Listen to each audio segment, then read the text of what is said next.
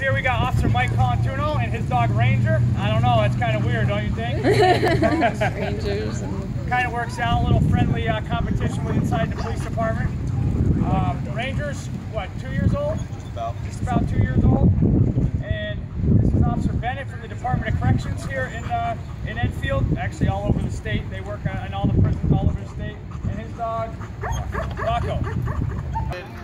They had the opening last October. I put in for it. You have to go through pretty gruesome physical testing for it, which I missed the setups by one time the first time around. Luckily, I passed the second time around.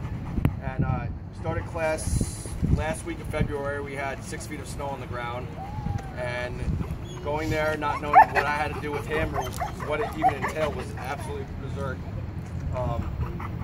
We went 5 o'clock in the morning getting up. We were traveling to Meriden, Niantic, Middletown. During snowstorms, they didn't cancel class, so you had to get there with a rear-wheel drive car and a dog flying around in the back. And then they'd have you chasing the dog in a field with 6 feet of snow. It was not a good time because you're up to your waist in the snow. Chasing his ball around, chasing him around.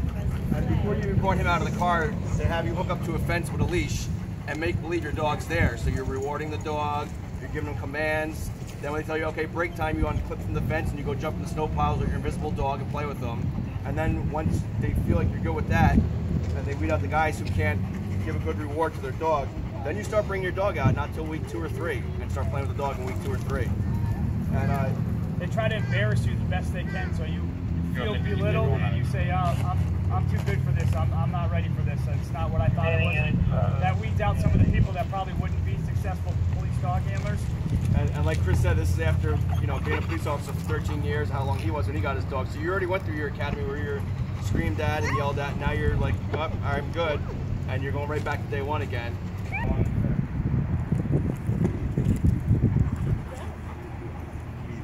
Totally. So I can come behind everybody here.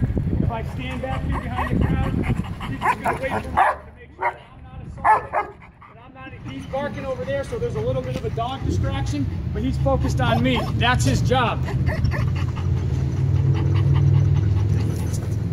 Sit!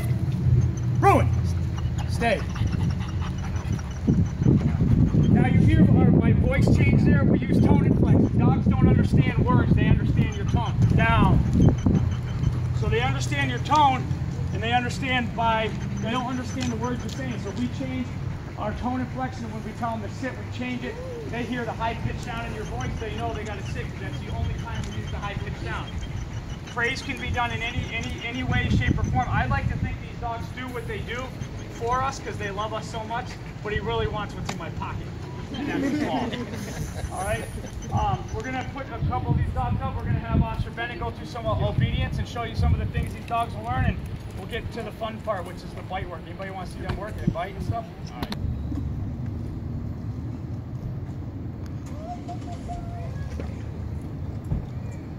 Come. Oh, down.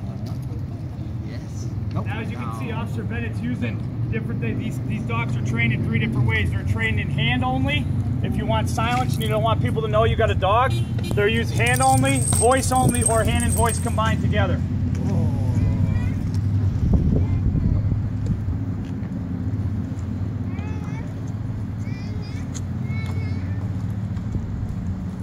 Oh, that.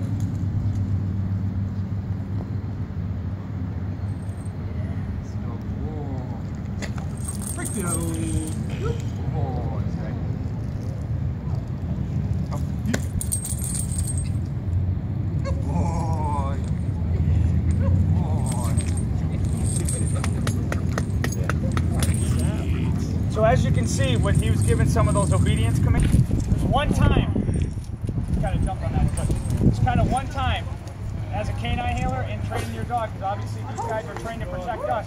There's one time that these dogs will actually apprehend a criminal suspect when we don't give them any command, and you just saw it now when the handler's assaulted them. Okay? And I'll show you that again as well with Bruin. Down. Stay. So remember, stay. So like I said before, you got to have control of your dog at all times. So stay. You can see how his focus is on him right now, because he knows right now, Bruin's eyes, this guy's a threat to me because of all the training that we do. He's a threat to me, and you'll see, I'll come down, I'll pat him down. He may start forward a little bit to creep, but that's all the training. We got to keep him stay put where we are. We go to pat somebody down, we can be at a suspect on a road, standing outside of our cruiser, we can be by ourselves. So that's why we got to have full control, because the thing about police work is I worked for 14 years before I got a dog. And for 14 years, I worked by myself. I thought for me, and that was it. Now I'm on the road for the past few years with him. Now I got to think for two people.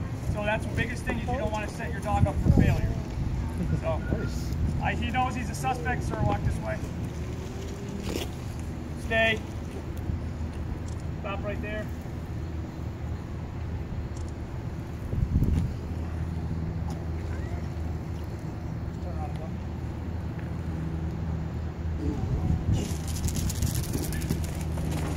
Good boy. Good boy. All right.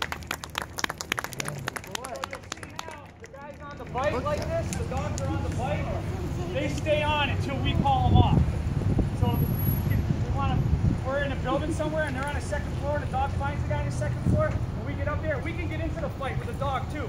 So we're fighting with the guy, the dog stays on, he helps me. Good boy, buddy, get that back guy. Good boy. Good boy.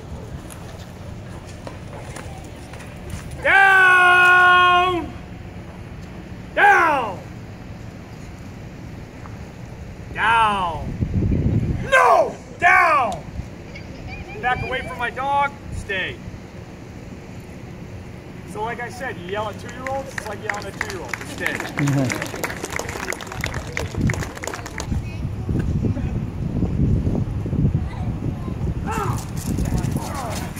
So I try to put the guy in the car you want to.